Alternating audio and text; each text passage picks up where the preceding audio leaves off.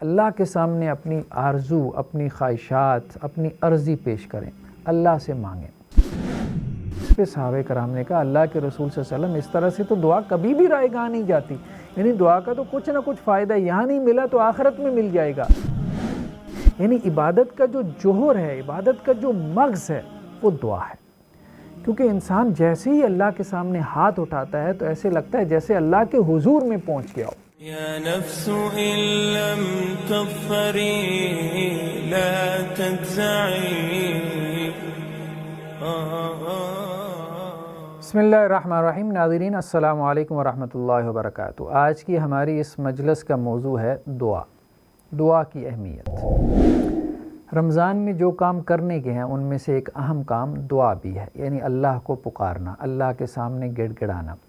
جیسے گھر میں کوئی آپ گوشہ تلاش کر لیں، تنہائی کا گوشہ، یا مسجد میں آپ کوئی کونا تلاش کر لیں، اور صبح اور شام کے اوقات میں یا دن اور رات کے کسی وقت میں سے آپ کچھ اپنے اوقات میں سے نکال کے اللہ کے سامنے بیٹھ کے اللہ کے سامنے اپنی آرزو، اپنی خواہشات، اپنی عرضی پیش کریں، اللہ سے مانگیں۔ رسول اللہ صلی اللہ علیہ وسلم کا فرمان ہے کہ جب بھی کوئی بندہ اللہ سے دعا کرتا ہے تو اللہ سبحانہ و تعالیٰ اسے 3 میں سے ایک چیز لازماً عطا کر دیتے ہیں۔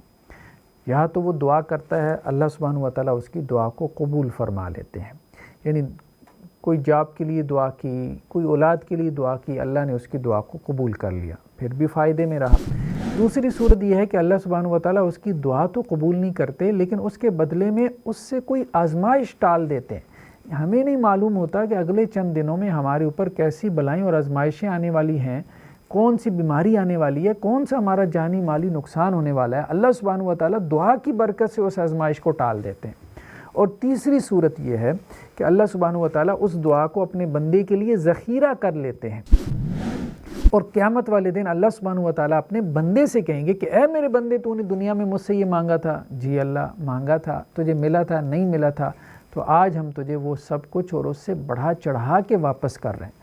تو دعا اللہ سبحانہ و تعالیٰ اس کو کبھی بھی رائے گاہ نہیں کرتے۔ اس پہ صحابہ کرام نے کہا اللہ کے رسول صلی اللہ علیہ وسلم اس طرح سے تو دعا کبھی بھی رائے گاہ نہیں جاتی، یعنی دعا کا تو کچھ نہ کچھ فائدہ یہاں نہیں ملا تو آخرت میں مل جائے گا، تو پھر تو ہمیں ہر وقت ہی دعا کرتے رہنا چاہیے، دعا میں کثرت کرنی چاہیے۔ تو آپ صلی اللہ علیہ وسلم فرمایا ہاں، کثرت سے دعا مانگا کرو، اللہ کے ہاں کوئی کمی نہیں ہے۔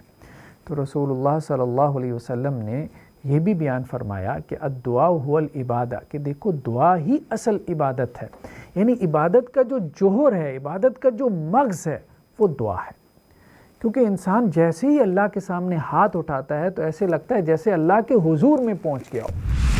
اور دعا، وہ والی دعا جو ہے اس میں تاثیر زیادہ ہوتی ہے جو تنہائی کی دعا ہو اور لمبی دعا ہو، یعنی جب بھی دعا مانگیں تنہائی میں مانگیں، جب کوئی بھی آپ کو نہیں دیکھ رہا اللہ کے علاوہ، اور سجدے کی حالت میں بھی دعا مانگ سکتے ہیں، ہاتھ اٹھا کے بھی دعا مانگ سکتے ہیں، اللہ کے سامنے گڑ گڑا کے بھی دعا مانگ سکتے ہیں۔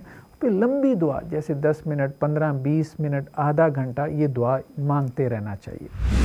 میں نے ایک وقت میں بڑے بڑے اہل علم کی، جن کو اللہ نے دنیا میں مقام اور مرتبہ عطا کیا، ان کی بایوگرافیز کا مطالعہ کیا، یہ جاننے کے لیے کہ ان میں کون سا ایسا وصف تھا کہ اللہ نے ان سے دین کی اتنی خدمت لے لی۔ تو ایک چیز مجھے کامن معلوم ہوئی، وہ یہ تھی کہ وہ سب دعا کا اہتمام کرنے والے تھے، یعنی ان میں سے اکثر ایسے تھے کہ جو فجر کی نماز کے بعد سے بیٹھے رہتے تھے، اللہ سے دعا کرتے رہتے تھے، اور کچھ ایسے تھے جو عصر کے بعد سے لے کے مغرب تک بیٹھ کے اللہ سے دعا کرتے رہتے تھے، اور کچھ ایسے تھے جو تہجد کے ٹائم میں اللہ سے لمبی لمبی دعائیں مانگتے رہتے تھے، اور کچھ ایسے تھے جو حج اور عمرے پہ جا کے صفا اور مروہ پہ اللہ سے طواف کرتے ہوئے لمبی لمبی دعائیں مانگا کرتے تھے۔ تو دعا جو ہے وہ اللہ کے ساتھ آپ کا تعلق بہت مضبوط کر دیتی ہے۔ دعا قبول نہ بھی ہو، یعنی دنیاوی اعتبار سے اگر دعا قبول نہ بھی ہو، لیکن دعا کا نیٹ فائدہ یہ ہے کہ آپ اللہ کا قرب محسوس کرنا شروع کر دیتے ہیں، آپ کو ایسے لگتا ہے جیسے آپ کا اللہ سے تعلق پہلے سے زیادہ مضبوط ہو گیا۔ تو بس دعا کو ہمیں اپنی زندگیوں سے نہیں نکالنا چاہیے۔ ایک انتہا تو یہ ہے کہ دعا رسم بن گئی، مطلب کسی کی فوتیدگی پہ بھی ہم گئے تو ہاتھ اٹھائے، ایسے دعا کے لیے ہاتھ گرا دیے، اٹھا دیے، دعا گرا دیے۔ رسول اللہ صلی اللہ علیہ وسلم نے فرمایا کہ اللہ سبحانہ و تعالیٰ اس شخص کی دعا کو قبول نہیں کرتے، اس دل کی دعا کو اللہ سبحانہ و تعالیٰ قبول نہیں کرتے کہ جو کھیل رہا ہو، جو غافل دل ہو۔